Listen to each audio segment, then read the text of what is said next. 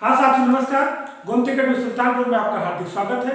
आज हम उत्तर प्रदेश पुलिस भर्ती के लिए जो भारतीय इतिहास का वीडियो दे रहे हैं उसमें अगला वीडियो देंगे। तो आप सबसे पहले हमारे चैनल को सब्सक्राइब कर लीजिए, बेल दबाकर ऑल पर क्लिक कर लीजिए, जिससे जो भी नोटिफिकेशन हो वो आपको मिलता रहे। वीडियो आप देखिए, आपको जीएस का लगभग संपूर्ण कंप्लीट मेथड आपको मिलेगा।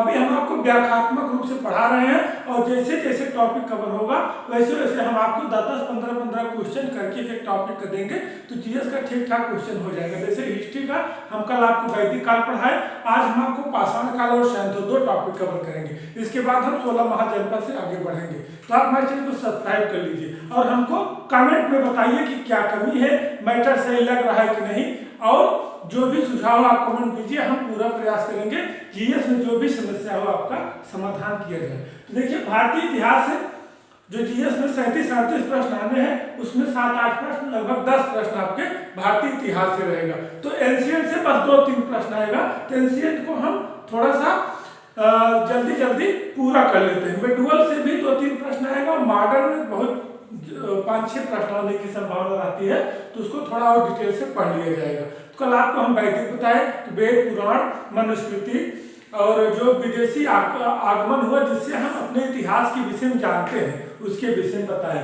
आज हम आपको पाषाण काल और सैन्य काल के विषय में बताएंगे। तुम्हारा पाषाण काल, सैन्य और वैदिक तीनों पूरा होता है, तो फिर हम 16 महाजनपद और मगध, मौर्य और गुप्त इतना करने के हमारा एक प्राचीन इतिहास लगभग पूरा हो जाएगा। तो आज हम आपको पाषाण काल और सैन्य काल के विषय में बताएंगे। देखिए, एक चीज आप समझिए कि कहीं कहीं लिखा रहता है प्रागैतिहासिक काल, आद्य ऐतिहासिक काल और ऐतिहासिक काल। इसको आप समझ लीजिए, प्रश्न बनता है ठीक है, नहीं तो कॉन्सेप्ट दिमाग में रहेगा तो आपको बहुत आसानी होगी। सबसे मुख्य चीज जैसे इतिहास है, इतिहास है, इसके 3 पोर्शन निर्धारित किए गए हैं। एक आपका प्रागैतिहासिक काल, प्राग ऐतिहासिक काल, और दूसरा आद्य ऐतिहासिक काल, आद्य ऐतिहासिक काल, और तीसरा आद्य ऐतिहासिक काल और तीसरा ऐतिहासिक काल।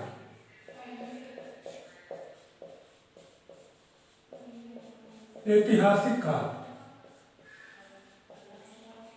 अब इसको आप समझिए, इसको आपको इसलिए बता रहे हैं कि अगर प्रश्न बन गया प्रागैतिहासिक काल क्या है, आद्य ऐतिहासिक काल है, ऐतिहासिक काल, तो आपको आसानी होगी हल करने में।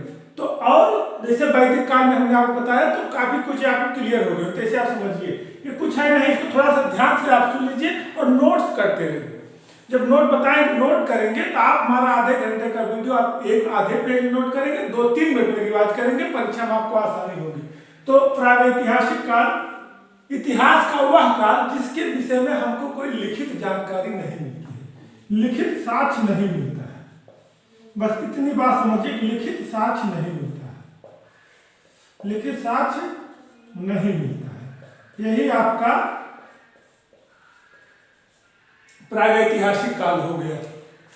पाषाण काल पढ़ने से पहले इसको जानना जरूरी है, क्योंकि बेस यहां से बन जाएगा, आपको दिक्कत नहीं होगी। तो प्रागैतिहासिक काल, इसके विषय में हमको कोई लिखित जानकारी नहीं मिलती, इसको हम प्रागैतिहासिक काल से कुछ हमको मिलता नहीं है।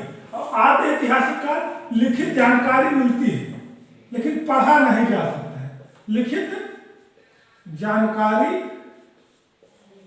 प्राप्त होती है लेकिन जो लिखा गया है लेकिन पढ़ा नहीं गया है, पढ़ा नहीं जा सकता है, पढ़ा नहीं जा सकता है।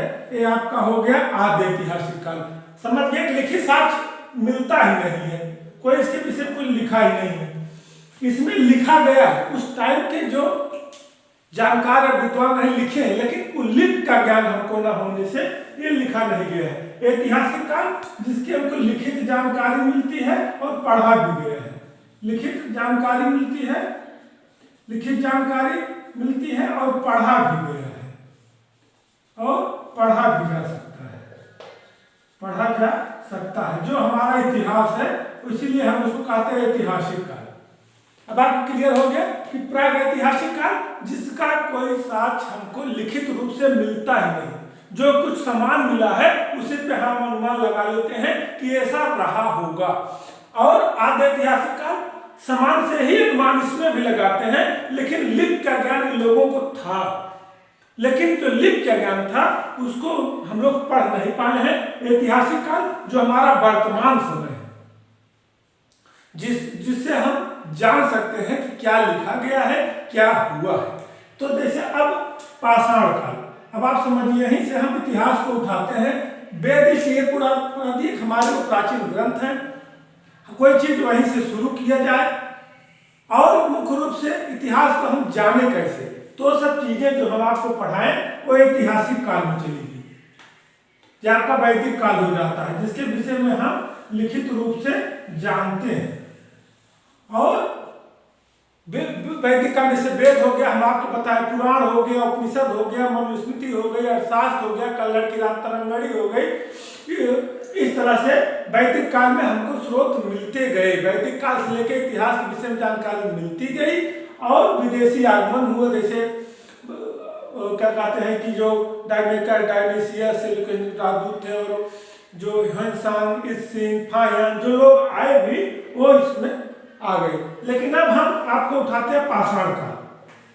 यहीं से आपका पाषाण काल शुरू होता है, क्योंकि इसके विषय में कोई लिखित साक्ष्य नहीं मिलता है। जो हमको उस टाइम पत्थर मिल गए, जो उपकरण मिल गए, उसी को प्रथम मान लिया गया और माना गया कि ऐसा उनका जीवन रहा होगा।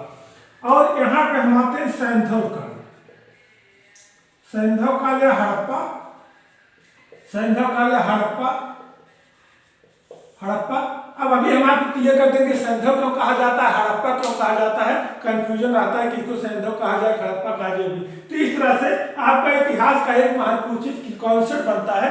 प्रश्न भी बन सकता है कि पाषाण काल क्या है, प्रागैतिहासिक काल, सैंधव काल को कौन सा इतिहास काल है, ऐतिहासिक काल। जब वेद पुराण या जो है कि आगमन हुआ तो उसको क्या कहा गया, हमारा ऐतिहासिक काल। यह आपको क्लियर हो गया होगा। अब आज हम आपको इसको वैदिक काल आपको पढ़ा चुके हैं प्रथम वीडियो में, विदेशी आगमन भी पढ़ा चुके हैं इसी में।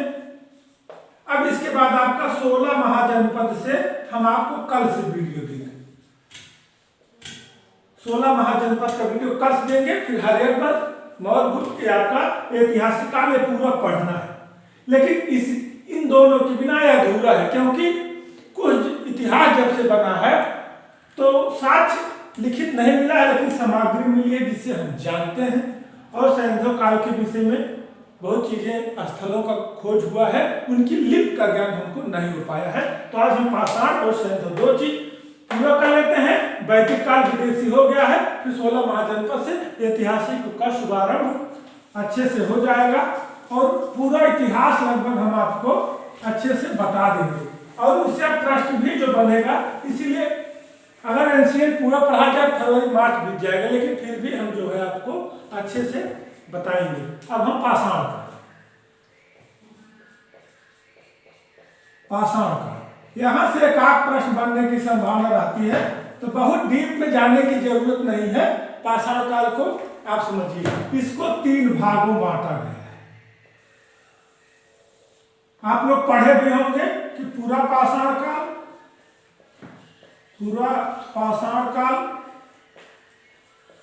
नंबर 2 मध्य पाषाण काल। इसी तरह लिख लीजिए, आपको रिवीजन करने में बहुत आसानी होगी। मध्य पाषाण काल, पूरा पाषाण काल, मध्य पाषाण काल और नव पाषाण काल। इसी एक ग्राफ से हम पूरा क्लियर कर देंगे आपको, क्योंकि पुलिस भर्ती सामान्य ज्ञान दिया हुआ है, तो जीके टाइप के क्वेश्चन आपका बनेगा। जीके जीए सब एक ही चीज है। तो अब आप समझिए कि पाषाण काल को कितने भागों में बांटा गया है, तो 3, 1, 2, 3। पहला, बहुत जल्दी में जितना हम बता दे रहे हैं, पाषाण काल से उससे बाहर कुछ नहीं आएगा। प्रश्न बनता है कि कितने भागों में बांटा गया है, 3 भागों में। यहाँ पर सबसे पहले अग्नि का ज्ञान इन लोगों को हो गया।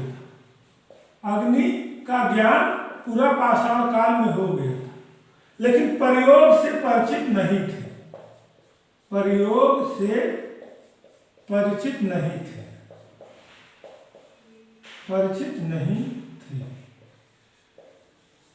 अब प्रश्न अगर बनता है कि अग्नि का ज्ञान आदमी को या मानव को कब हुआ था ज्ञान, तो उसमें विकल्प देगा कि पूरा पाषाण काल, मध्य पाषाण काल, नव पाषाण काल, संधव काल, इस हिसाब से विकल्प बनेगा।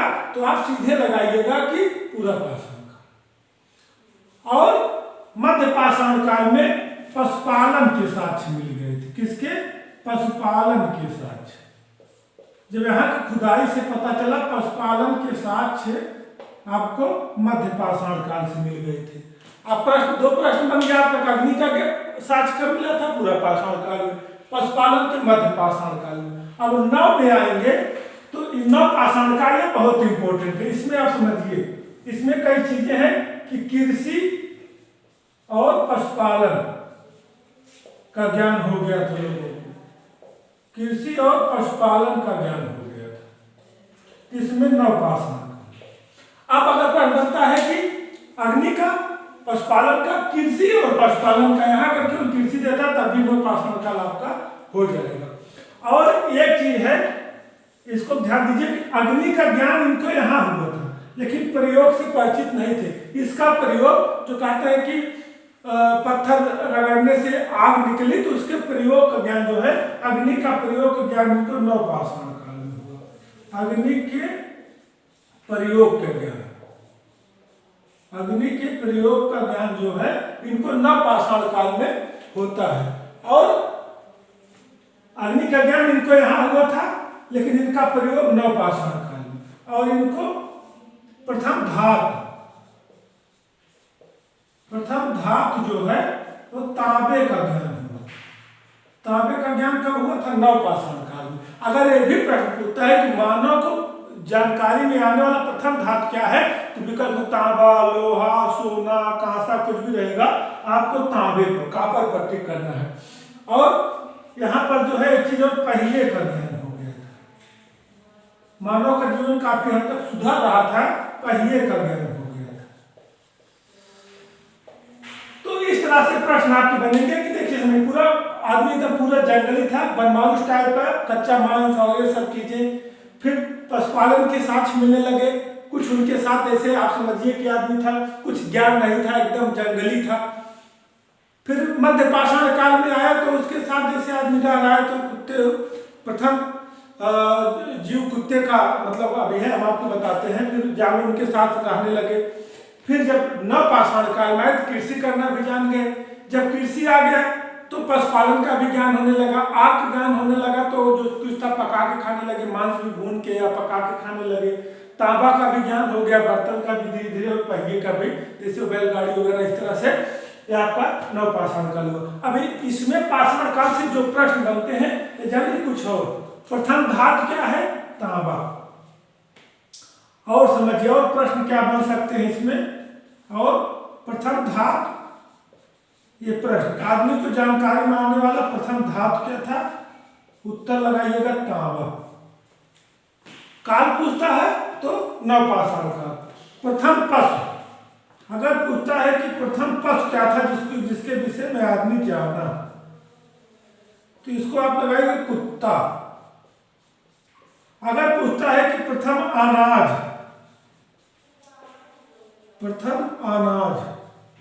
तो आप इसको लगाइएगा जौ। प्रथम अनाज लगाइएगा जौ। और प्रथम औजार जो मानव ने बनाया था, प्रथम औजार कौन सा औजार मानव ने सर्वप्रथम बनाया था, तो आप इसको बना सकते हैं कुल्हाड़ी। सबसे पहले अपना कुल्हाड़ी बनाया था। और सबसे मुख्य चीज है कि इसमें प्रश्न बनता है प्रथम धातु तांबा, प्रथम पशु कुत्ता, प्रथम अनाज जौ, प्रथम औजार कुल्हाड़ी। यहाँ से प्रश्न बनने की ज्यादा संभावना रहती है। और मानव जीवन के साक्ष्य अगर पूछता है कि मानव, ये क्वेश्चन बनता है कि मानव जीवन के साक्ष्य कहाँ मिले थे?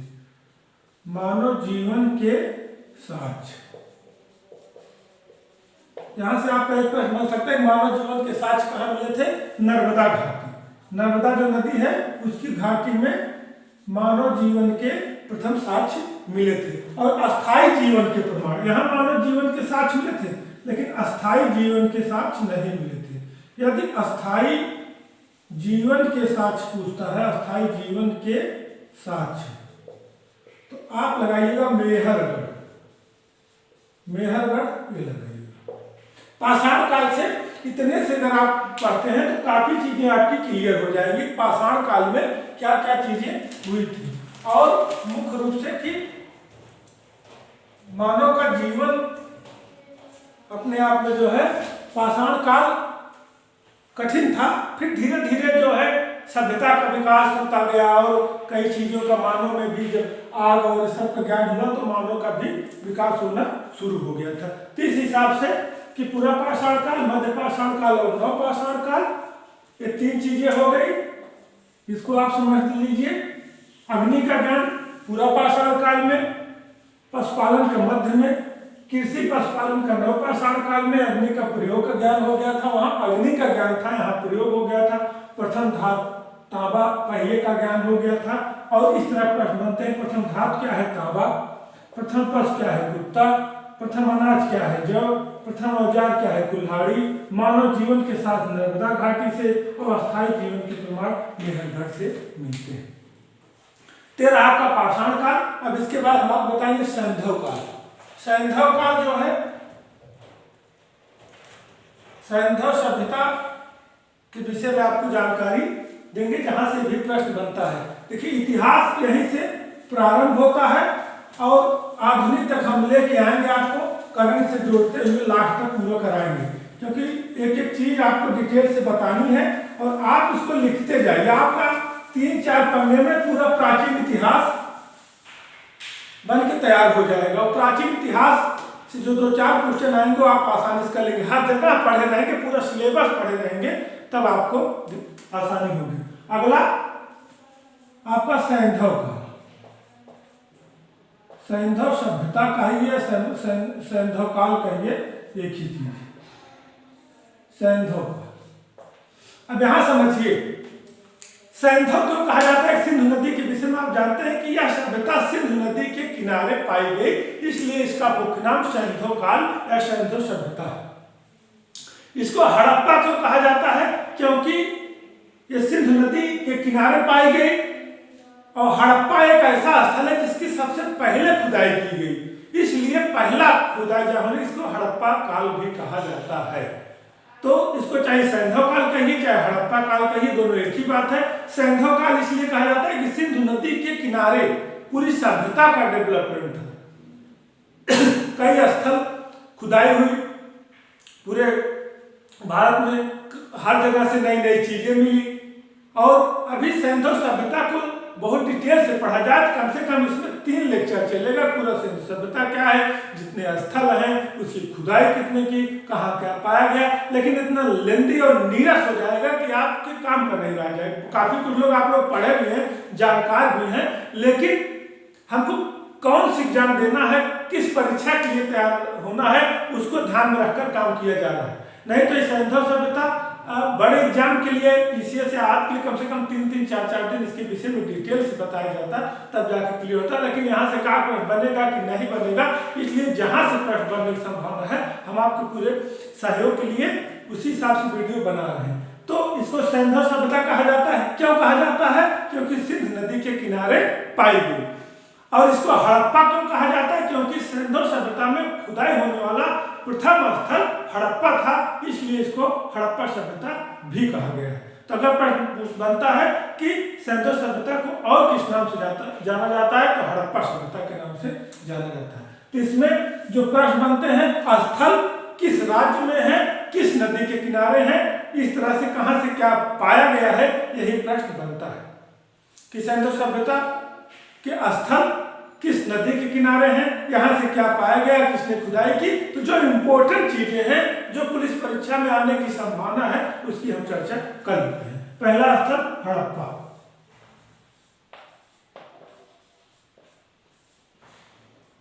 हड़प्पा, अब हड़प्पा के विषय में आप जान लीजिए कि यह पाकिस्तान में, पाकिस्तान के पंजाब प्रांत के मोंटगोमरी जिले में, कहाँ है, पाकिस्तान के पंजाब में, पंजाब प्रांत के बहुत फेमस है, पूछ सकता है कि मोंटगोमरी जिले में। अब पूछे कि हड़प्पा कहाँ है, तो वर्तमान में पाकिस्तान में है। पंजाब में मोंटगोमरी जिला, और डिटेल में थोड़ा जानते रहिए, जान ही रहे हैं। और किस नदी के किनारे है, यह रावी नदी के किनारे है। रावी नदी के बाएं तट पे, जो रावी नदी है उसके बाएं तट पे है। ये प्रश्न बन सकता है। इसकी खुदाई किसने की थी? दयाराम साहनी। दयाराम साहनी ने कब की थी? 1921 में। अब यहां से मिला क्या था? अन्नागढ़। इतना आप जानिए, इससे ज्यादा प्रश्न आने की संभावना नहीं है। इसमें सब काम हो जाएगा कि हड़प्पा पाकिस्तान के पंजाब प्रांत के मोंटगोमरी जिले में है, रावी नदी के बाएं तट पे है। दयाराम साहनी 1921 में इसकी खोज की थी। यहाँ से एक विशाल अन्नागार मिला था, अनाज रखने का स्थान। और नंबर दूसरा महत्वपूर्ण स्थल, ये दो स्थल बहुत महत्वपूर्ण है। इसमें से जरूर बनते हैं कि मोहनजोदड़ो,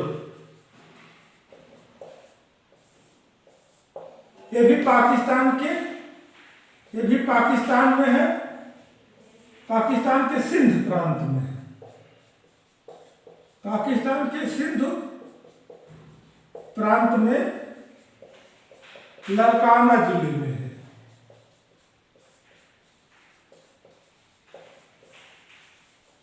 पाकिस्तान के सिंध प्रांत के लड़काना जिले में है और सिंध नदी के दाहिने तट पे है। जो सिंधु नदी है, सिंध नदी के दाहिने तट पे है, दाहिने तट पर है। और इसकी खोज जो है राखल दास बनर्जी ने की थी। राखल दास बनर्जी कब की थी? 1922 में। यहां से क्या मिला है? एक विशाल स्नानागार, नहाने का महत्वपूर्ण स्थान। एक कुआं बहुत व्यवस्थित रूप से है। तो अगर अभी इस पर चर्चा किया जाए तो स्नानागार विशेषता बहुत कुछ कायदे से है, लेकिन इतना आप जानते हैं, इतने प्रश्न मिल जाए। मोहनजोदड़ो पाकिस्तान के सिंध प्रांत के लड़काना में सिंध नदी के दाहिने तट पर, और राखल दास बनर्जी जिसको खोजा था 1922 में, स्नानागार यहाँ से प्राप्त हुआ है। तो आपका और महत्वपूर्ण है। तीसरा स्थल एक है मांडा।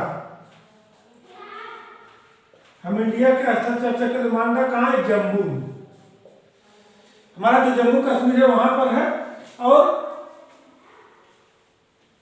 मुख्य रूप से किस नदी पर है? तो यहाँ चिनाब नदी पर,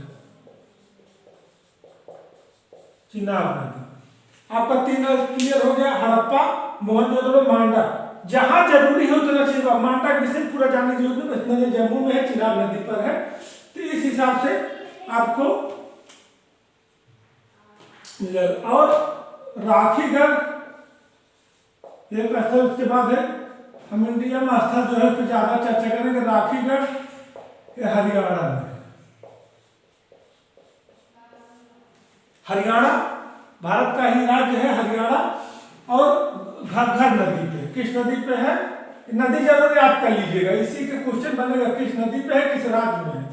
और राखीगढ़ आपका हरियाणा में। और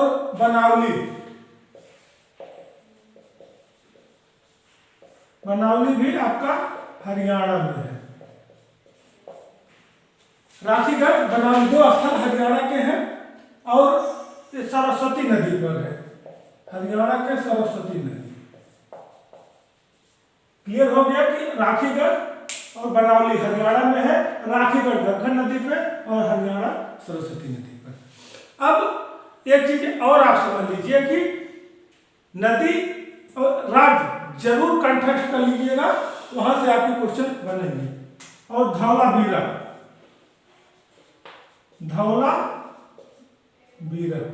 यह कच्छ गुजरात में है। गुजरात प्रांत के कच्छ जिले में है। और धौलावीरा से कुआं की, मतलब यहाँ से मुख्य चीज है कुआं की जानकारी मिली थी। कुआं आप लोग जान ही रहे हैं। और कुआं का जैसे धौलावीरा कुआं कैसा था, सफेद कुआं कैसा था, सफेद। धौला में सफेद होता, बीरा में कुआं होता है। अब जाने कॉन्सेप्ट के लिए जानते रहिए। धौलावीरा, धौला मीन्स सफेद और बीरा मीन्स कुआं, तो सफेद कुआं गुजरात का। यहाँ आपको क्वेश्चन आ जाएगा धौलावीरा से क्या मिला, तो आपको ये भी क्लियर हो जाएगा। और गुजरात के एक स्थल और बहुत महत्वपूर्ण है लोथल। यह गुजरात के भोगवा नदी पे है। भोगवा नदी कहाँ है, गुजरात में। ये भी गुजरात का ही स्थल है। यहाँ से जो सबसे मुख्य चीज है, यहाँ से बंदरगाह मिला था। बंदरगाह की खोज की गई थी। यहाँ से वो लोग व्यापार करते थे। इसको कभी कभी परीक्षा में गोदीबाड़ा भी लिखा रहता है कि गोदीबाड़ा के साक्ष्य कहाँ मिले थे, तो लोथल से। या बंदरगाह के साक्ष्य कहाँ मिले थे, लोथल से। या सिंधु कालीन लोग कहाँ से व्यापार करते थे, लोथल से। और धान की भूसी के भी साक्ष्य मिले हैं। धान की भूसी, ये आपके प्रश्न यहाँ से बन सकते हैं, बहुत महत्वपूर्ण है। अगर भाई बंदरगाह, इसको गोदीबाड़ा भी कभी कभी प्रश्न आता है, तो व्यापार के लिए है, तो व्यापार कहाँ से होता था, यहाँ से आपका मिल जाएगा।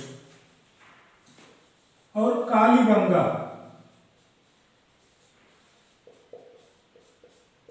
देखिए बहुत स्थल है, लेकिन जो महत्वपूर्ण स्थल है उसको हम आप चर्चा करें। राजस्थान में है कालीबंगा। कहाँ है, राजस्थान में। किस नदी पर है, घग्गर नदी पर। और यहाँ से कांच की चूड़ी के साथ मिले थे। कांच की चूड़ी, यहाँ से आपके क्या साक्ष्य मिले थे, कांच की चूड़ी के साक्ष्य मिले थे। और रोपड़ कहाँ है, पंजाब में। एक स्थल ये भी मतलब पंजाब में, रोपड़।